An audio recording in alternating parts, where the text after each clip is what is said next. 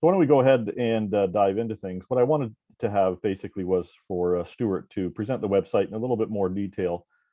A few weeks ago at the NAMA conference, Peter Tomlin and Stuart came to present sort of in general the theory of the website, but I wanted to look at the website in more detail. So those of you that are listening now can ask questions, no doubt, but those who are listening to the recording, you can get in touch with Stuart or Peter Tomlin at the IPWP project and learn more.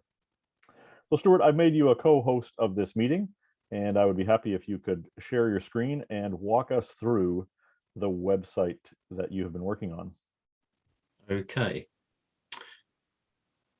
So let me kick off by just talking about the front end. So this is what's on public display. This is what people coming to the website will see, and the focus of this homepage is really on seafarers. It's on people wanting to find out about welfare services and facilities in ports around the world. Across the top here, you will see there are different stakeholder groups. Obviously, the audience for this webinar is primarily charities or non-profits, and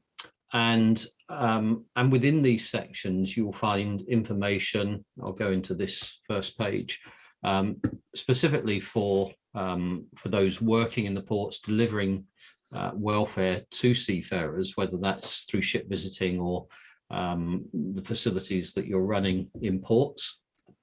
And this is where you can sign up for an account on the port visitor system. So let me go back to the home page, and what I will do is just talk you through the information that's available to seafarers, and then we'll take a look at the back end, and I'll explain how that information gets there, how it comes to be.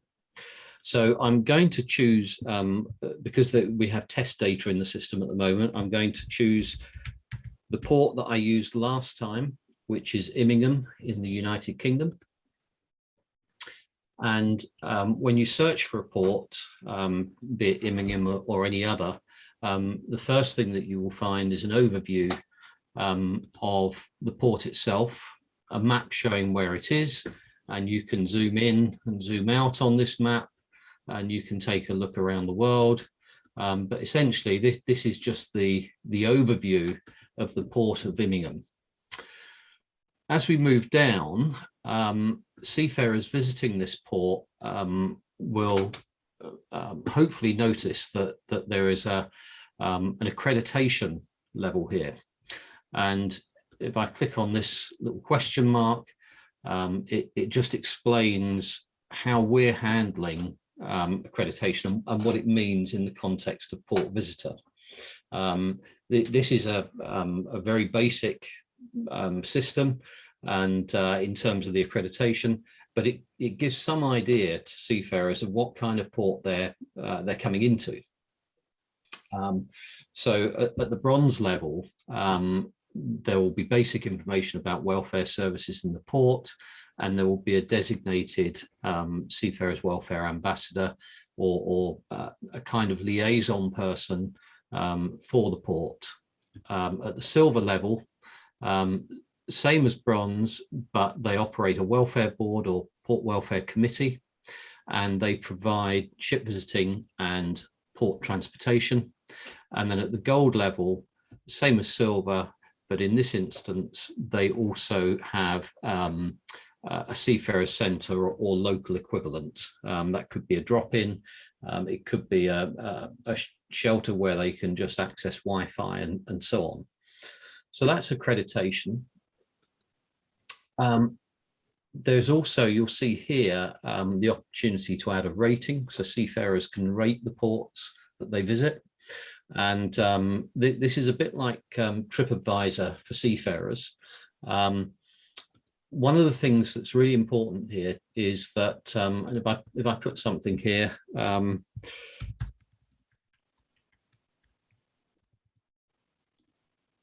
is that this information and the comments that are left here are not available to the public.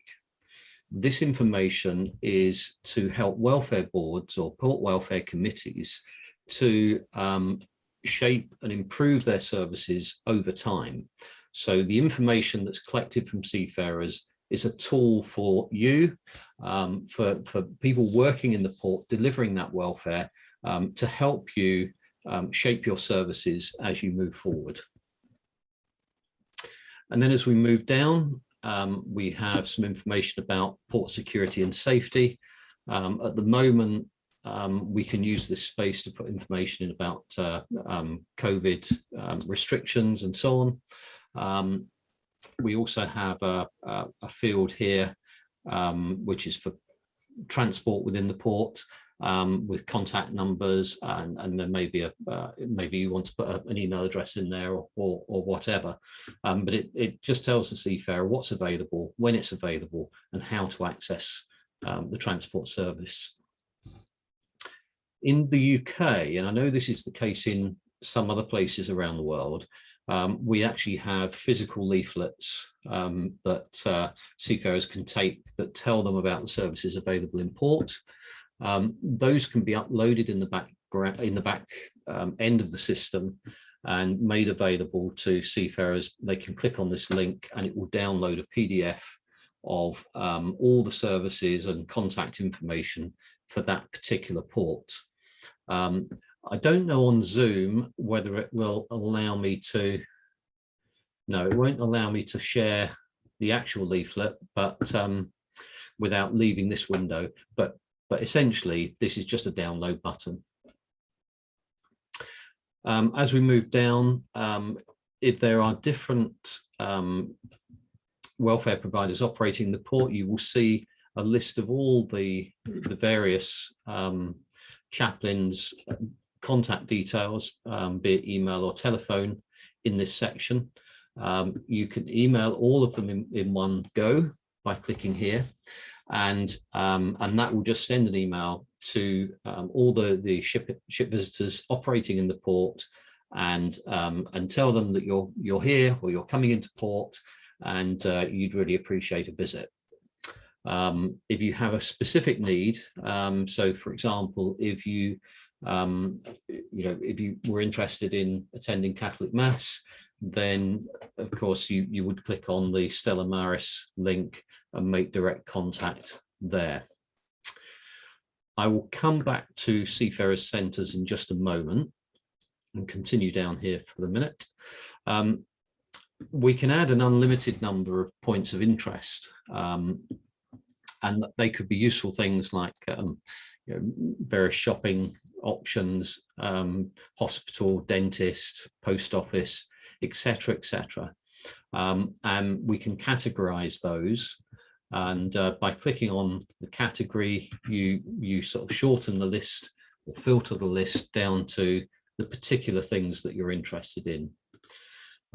We're in the process of adding some new categories to this, one of which will be places of worship, and so local churches can be listed within the points of interest.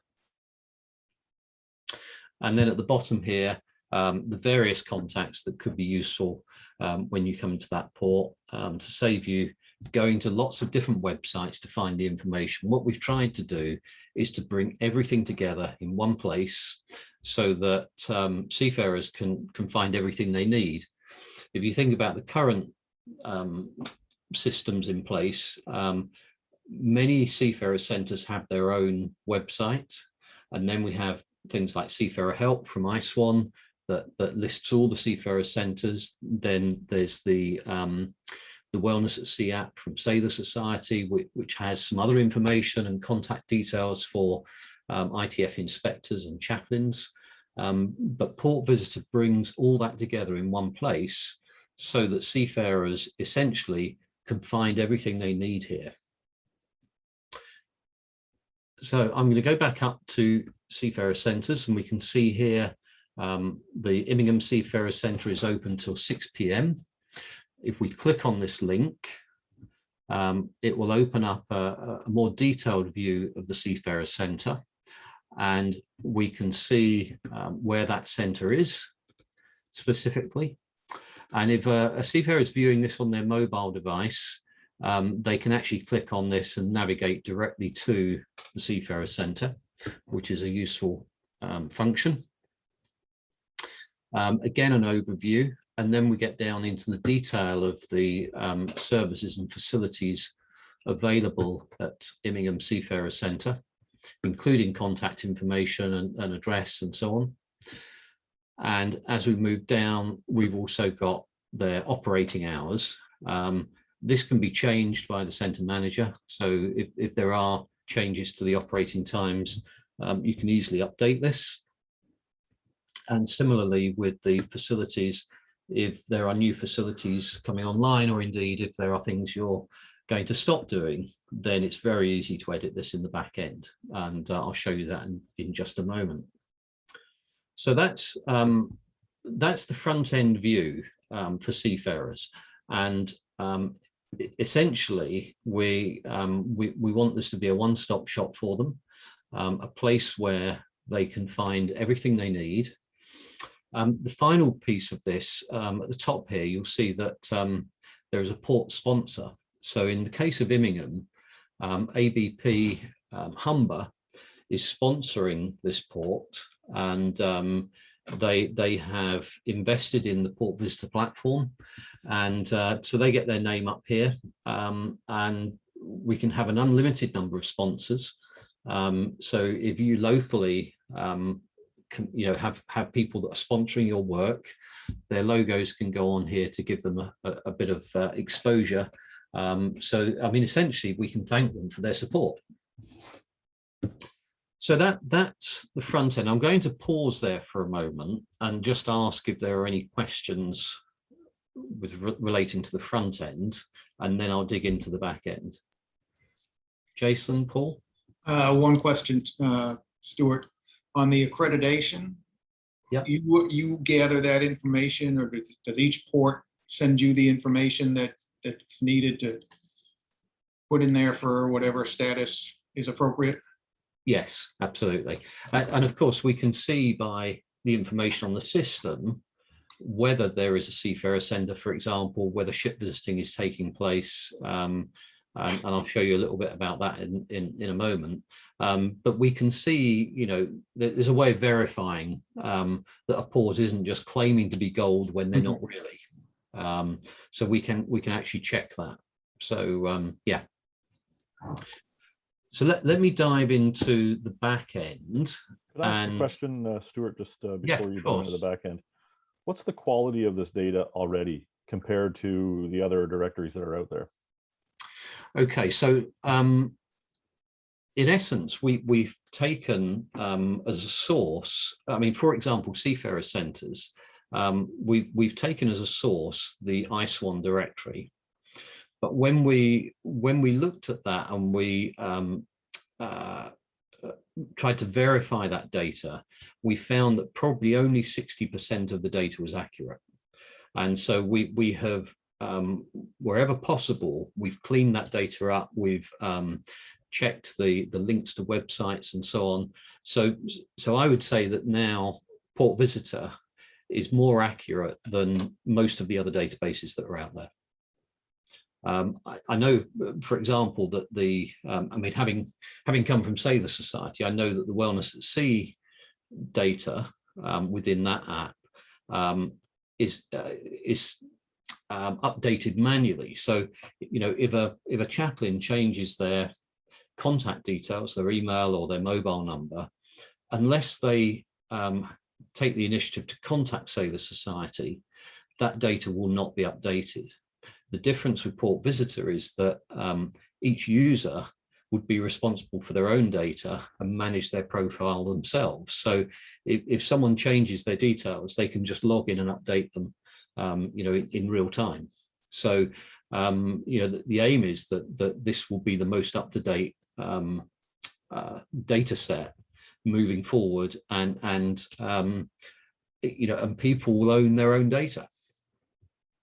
Does that answer your question? Yeah, I think one of the important things that that impresses me is this is already the best website that and I know this, you know, comparing with the ICMA websites and all the others, it's a tremendous amount of work for a centralized group to keep a database like this up to date. And so really using the power of our whole groups rather than just some centralized people sitting in a central office to update things. Just to know that even as this launches now, before all the people have gone on to update things, it already is as good as what anybody else has as far as all of the different societies around the world. Yeah, yeah. I mean, just to sort of, I suppose, demonstrate that by way of overview. When you log into the back end, you'll see here this worldwide dashboard. So you'll see that already we have 98 organizations logged in here. All the links and contact information for those has been checked.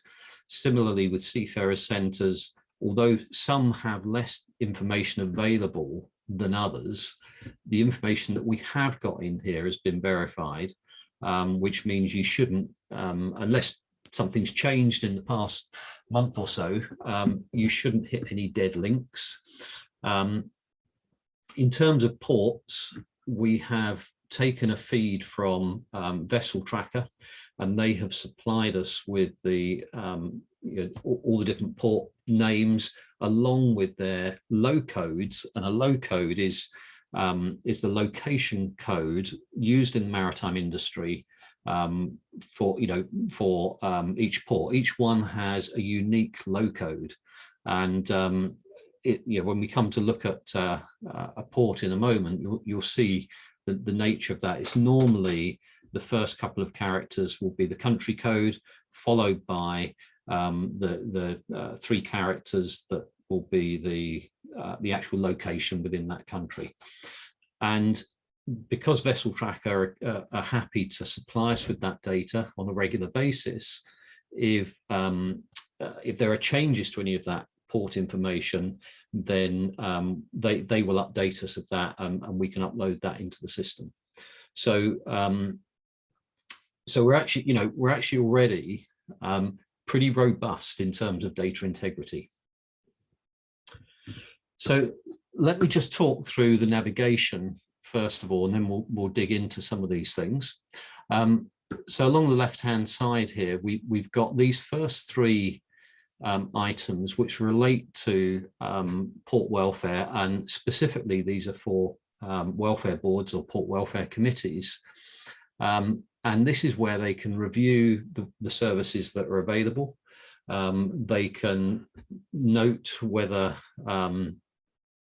there are any issues or problems, or whether things are going well, and then they can actually produce a report on that, which could be circulated to key stakeholders within the port. But I'll start with Ais Port Traffic.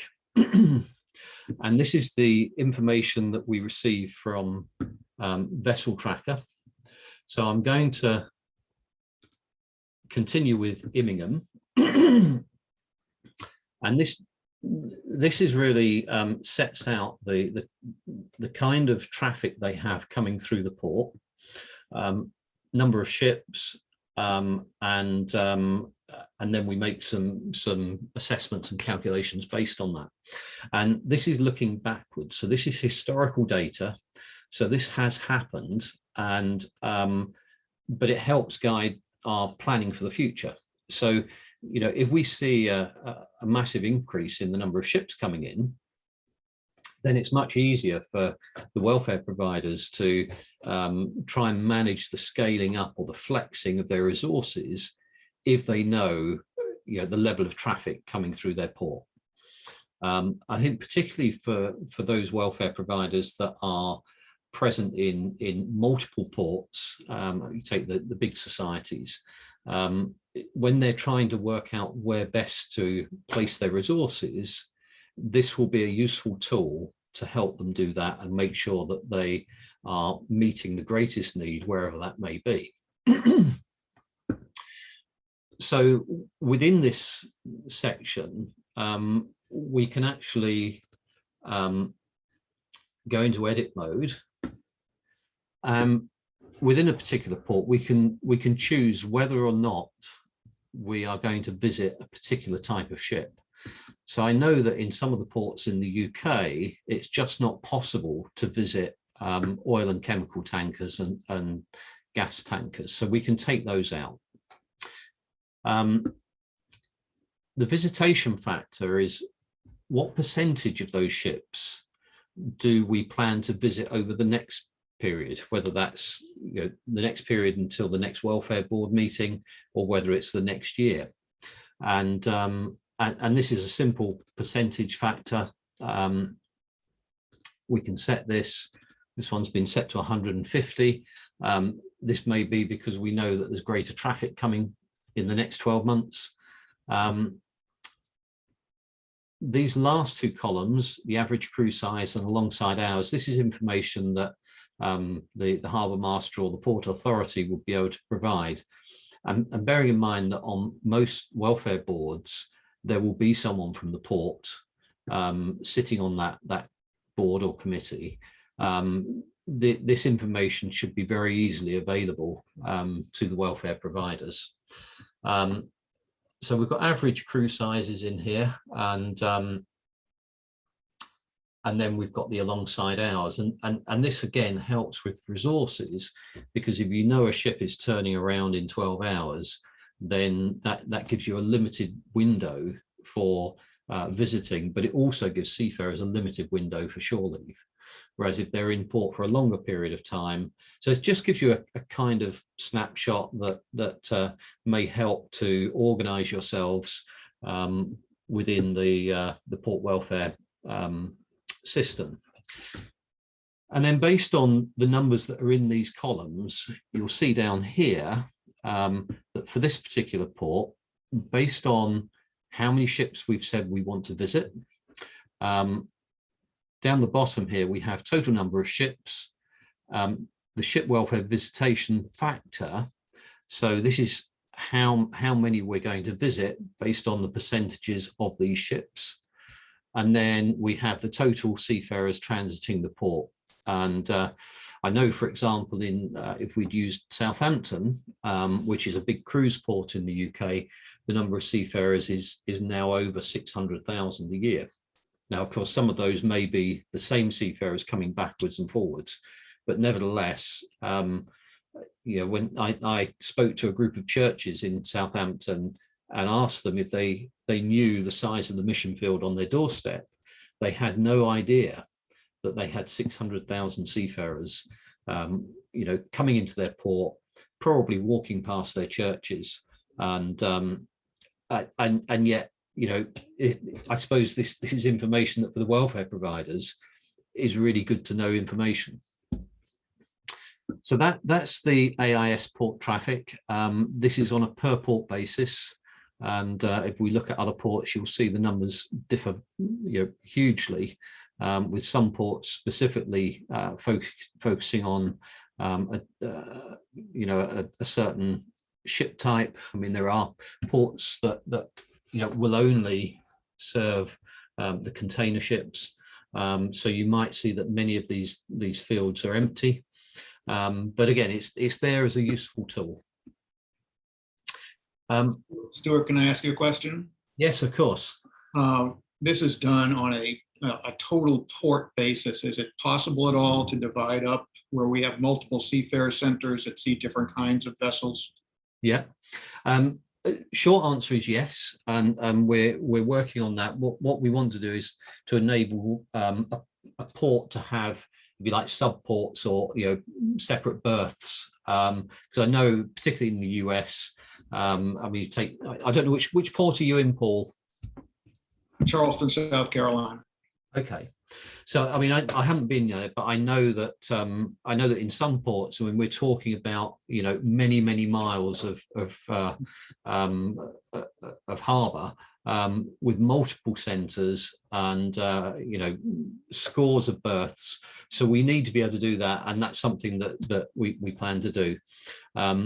In the short term, we can still handle that by having multiple seafarer centres associated with the port, and we could even break the port down by using a subset of the low code, which I'll explain a bit more in a moment. So let's look at reviewing port welfare. So if you imagine a welfare board meeting 2-3 times a year, all they would have to do is to select their welfare board from the drop-down list. And in here, they can just do a quick review. And it may be that things are fairly constant and they make no changes. But it's just a way of them tracking actions that need to be addressed within the port. So we might make a change here and say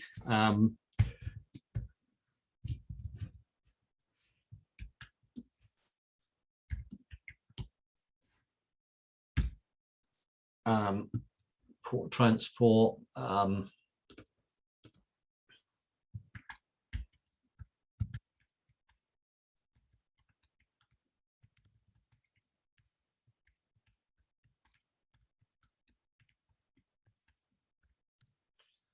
So we can just add notes in here. The text boxes, if you've got a long note to leave, then you can just drag these down. I mean, if you keep typing, it will still take the information, but if you want to see everything you've typed, you can just resize the box. And then once you've finished making your changes, you just click Update Assessment, and that assessment is done. For those working in the port, this is really useful because you can then produce a report that tells you what's changed over time. And it may be that the actual status doesn't change, but you want to add some notes. It might be that it's been a particularly busy month or busy period, and you just want to make a note of that, because that may have stretched your resources. So then we've got the port welfare report, which essentially shows me, Immingham's been the one I'm working on, but it really gives you a summary of the information that we just updated. We can go into the notes, and then we can download a PDF of the report to circulate amongst those people working within the centre or within the port itself with a particular interest in welfare. So that's really, those are some tools for welfare boards or centre managers working within the port. The information that we saw at the front end that is available to seafarers and anyone else who might be interested, essentially it is within these two sections here, ports and seafarers centres. Most people, when they're using this system, won't need to go into the personnel section. They'll only be interested in their own profile, particularly. They may go into vehicles, and then those who are part of a welfare board would be able to go into here. But I'm going to focus on ports and seafarer centres first, and then I'll just dip into some of those other areas. So if we look at ports, and I go into Immingham. So you'll see on here, all the information that was available at the front end can be edited just within these text boxes here. The overview, the security and safety, and the port transport. Again, these boxes can be resized if you've got a particularly long piece of text to go in. Website, email, address up here, and then you'll see here the low code that I've referred to a couple of times. And the low code in this instance is GB for the UK or Great Britain, and then IMM for Immingham. And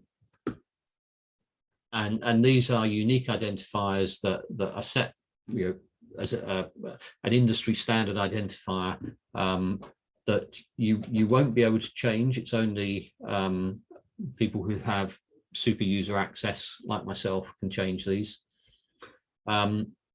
Similarly, with the accreditation level, we can easily change that within this section here.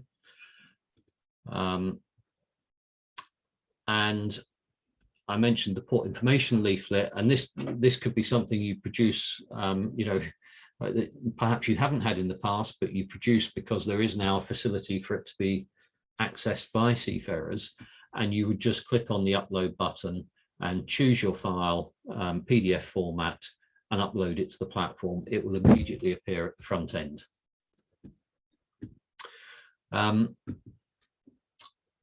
The next section down is the points of interest. And if I zoom in on this particular port, which is Immingham, you'll see there's various points of interest already on here. And we could easily, I'm just trying to look for something suitable. So we might want to add the fish and chip shop as a point of interest. And,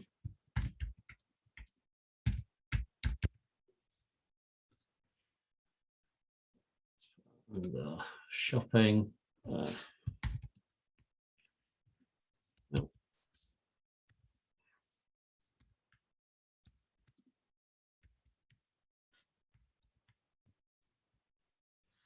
And we add that on, and it puts it on the list of points of interest. That, again, once I click the save button, will immediately appear on the front end. Further down, we have useful contacts, and these can be anything you want them to be, anything that you think will be useful to seafarers. There's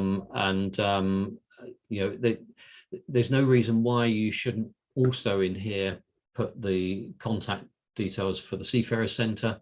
There's a separate page for that, but this puts everything in one place, that the most useful contacts that they might need to access. Very easy to add in here. So we could put, I'll give it the American spelling, even though it's not in the US.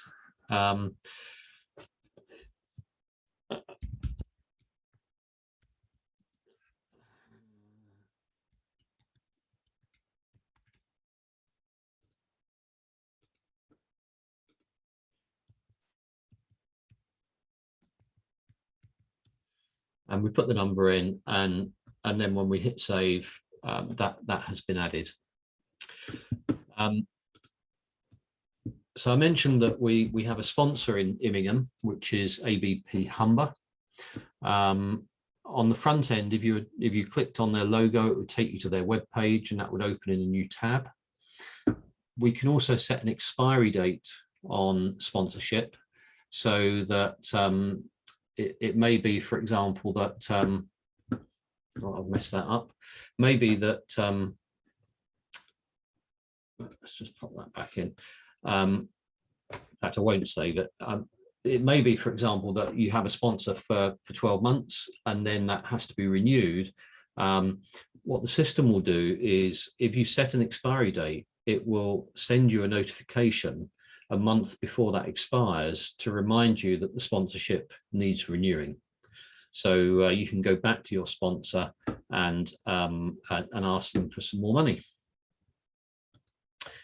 And then in the financial support section, it may be that you have a port levy system in place, and the details of that can be logged in here. There may also be a major donor that funds the Seafarers Centre or a particular aspect of your work, and you can use this space to put any information relating to that. Port traffic information just links us back to that AIS table that we looked at earlier. So essentially that's how you update the port information. Adding a logo is just an image of the port. it's just a case of clicking on the placeholder, and it will give you a pop-up, and you can choose the file that you want to upload. And then when you're finished, all the changes, you just click save, and you are done, and that is published to the front end. Similarly for Seafarer centres. Now, where did you say you were? Charleston? Yes, Charleston, South Carolina. Okay, so this one here, International Seafarers Ministry? No, those are all, let's see, Charleston Port and Seafarer Society, Stella Maris is not there. So what the ones we have in here are the ones we've taken from the Ais One site. So if they weren't on there. Well, we have, I mean, Charleston Port and Seafarer Society is the main group here, but we have a Stella Maris group as well. So we'd have to add that as a. Yep. It's not, it is listed in the, I guess not on the Ais One. It is listed in the, well, obviously it's listed in the Stella Maris directory. Yep. Okay. Those others are from others. International Seafarers Ministry is a small Baptist ministry here as well that Right. collaborates, but it's separate from Yes. the Charleston Port and Seafarers Society. Okay. Well, I'll just look at this one for the moment. So within here, we can do a number of things. I mean, as well as providing general information, we can select a parent organization. So if for the purposes of this demonstration, I'm going to choose Merchant Navy Welfare Board. Down here, we can set a time zone, but actually if we drop the pin, so if I edit the map marker, if we drop the pin in the right place, so if we put it in, I don't know where the actual port is here, Paul, but assuming it's somewhere around here. That pin is pretty much in the right place for Okay. that, for one of the centers. You Yeah. know, we have multiple centers. Well, essentially, as soon as you drop the pin and you click OK, it will automatically set the time zone. So you haven't got to think about that. And then as we go down, the opening and closing times may differ day to day. I know certainly weekdays and weekends are different for many ministries, but you can go in here and set the open and close times. And down at the bottom here, we can set all the facilities that are available. So we might, I don't know, we might, for example, add money exchange and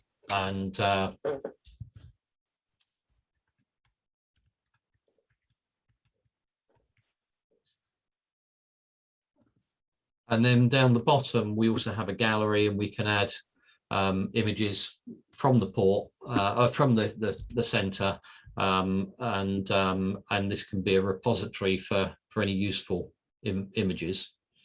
And then further information, there's various contact means, the postal address, chaplaincy email, etc., etc. All that can be added to the Seafarer Center page. So again, if we're in Charleston, we could add separate Seafarer centers. Yes. We have 3, right? Well, we'll have 4 right now, separate centers. The Charleston Port and Seafarer Society is the umbrella group that runs those, but we also would like to, we might want to list Stella Maris separate, since, the North Charleston, one particular center serves as the headquarters for the Stella Maris chaplaincy. Okay, so in that instance, what you could do here is make this one your main one, and on the sub ones, you would just select Charleston Port and Seafarers Society as the parent or the umbrella. And for each entry you make, each Seafarer Center you create, you would link them all to the same port. And obviously their map markers might be in different places. But for seafarers, it means that, you know, they'd very easily be able to see which is the nearest centre and navigate to it quite quickly. So that's something we can already do, parent and child organisations, which is useful in this context. We want to do a similar thing for ports, so we can have the berths as the, you know, the main port as the parent and the berths as the child. So I'm going to jump down to welfare boards now, and just, this is a very short section. But if I look at Humber Port Welfare Committee, which covers various ports, but Immingham is the main port, the primary port listed here. And then we have 3 other ports covered by Humber Port Welfare Committee. This Port Welfare Committee or Welfare Board is a regional welfare board, which means it's covering multiple ports. If it were just a single port, then it would be a local welfare board. We can choose a chair or a vice chair. Again, we can provide an overview in here, and at the bottom here it would list all the members of that welfare board and give the opportunity to contact them by just clicking a single button to say email all. And so that the chair of this committee would be able to contact all the members and say the next meeting is on this date, and send out a calling notice for that.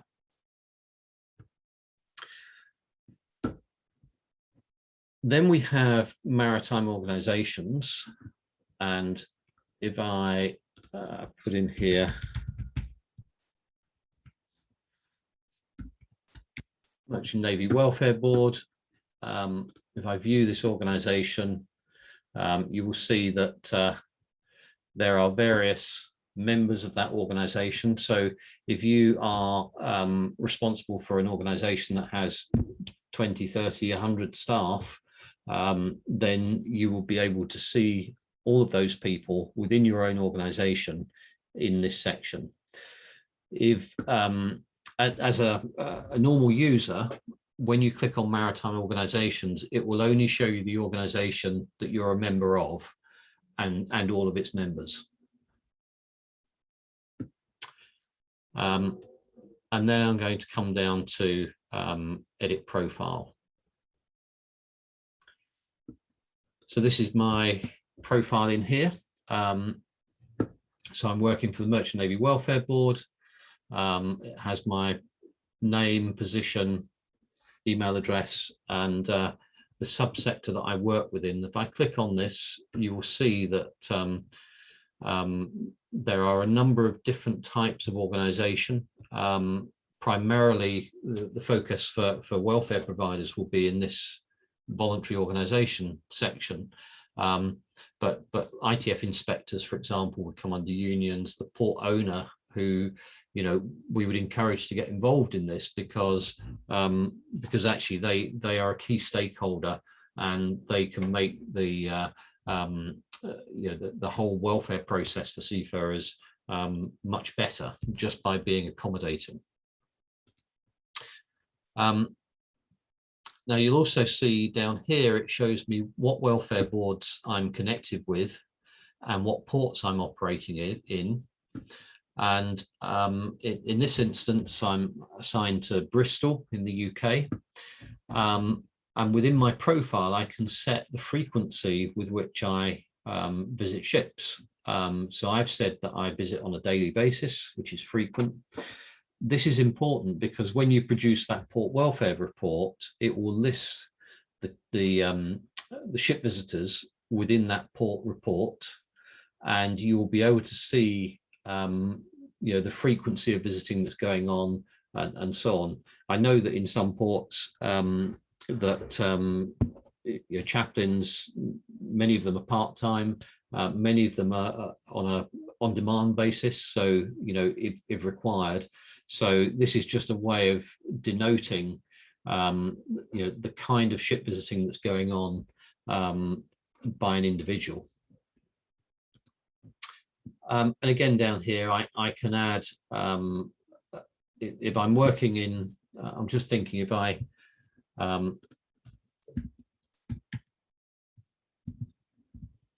no, I won't be able to do that at the moment. But if I was working in a port where there's a center, all I have to do is select that center from the drop down here, and that then attributes that center to my profile.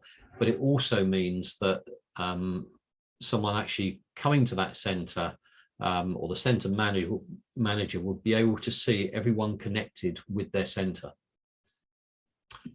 And then down the bottom here is public contact information. So this is the information that I'm happy for seafarers to see. I may decide that I want to put an email address here as well. And